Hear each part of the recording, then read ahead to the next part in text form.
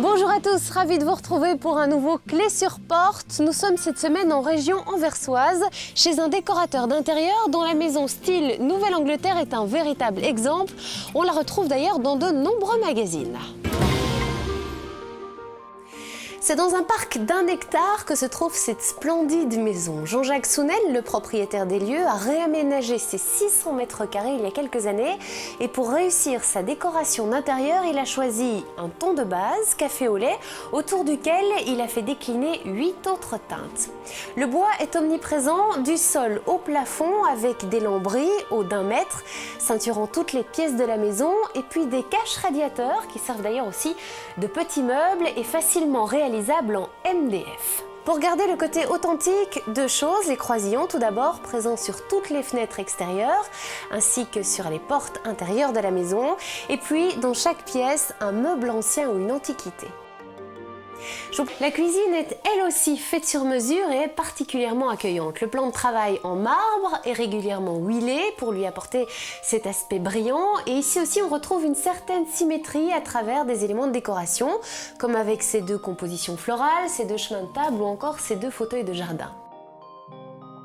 Et pour accueillir la famille, autour de la table, justement, une confortable banquette au coussin particulièrement épais, et puis cette très belle lampe de bateau qui a volontairement été placée bas pour accentuer justement ce côté cosy. Et puis la touche finale qui apporte le côté chic, c'est le choix du tissu, un tissu Burberry. Avant de poursuivre la visite, petit détour par le jardin d'hiver qui est en réalité un mélange entre une orangerie et un pavillon de chasse et qui donne sur l'extérieur. À l'étage également, tout est ton sur ton. Dans la chambre des parents, le lit est impressionnant, majestueux, avec un couvre-lit qui est assorti au store. Et puis les tables de nuit, ce sont en réalité des meubles de jardin en rotin, habillés par une pierre bleue. Et c'est la même astuce que l'on retrouve dans la chambre des enfants et qui leur sert de bureau. Les deux garçons ont chacun leur lit à baldaquin, mais ils ont préféré les coller côte à côte et je les comprends, ça donne un petit côté cabane dans la chambre.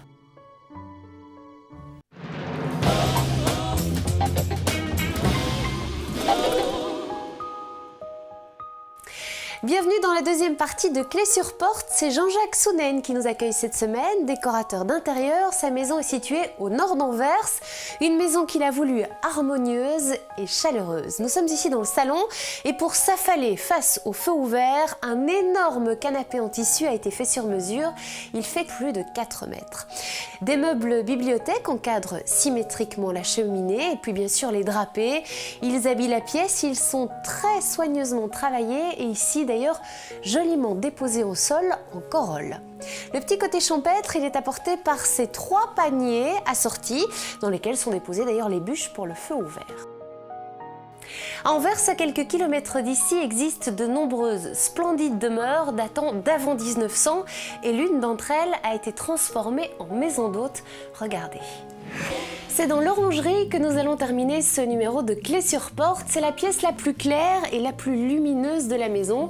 Le blanc y est d'ailleurs la couleur dominante. On le retrouve sur la charpente, sur les tentures et sur les fauteuils. Seuls quelques objets étranges comme ces deux magnifiques lampes en bois flotté avec leurs abat-jours couleur chocolat.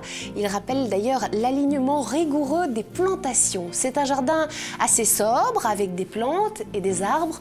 Pas de fleurs excepté les rhododendrons qui au mois de mai offrent une profusion de très belles fleurs. Si vous voulez plus d'informations justement concernant cette maison, rendez-vous dans la page déco du magazine Ciné Télé Revue et pour toutes les informations concernant l'émission, c'est le site www.rtltvi.be. Excellente fin de week-end, à la semaine prochaine.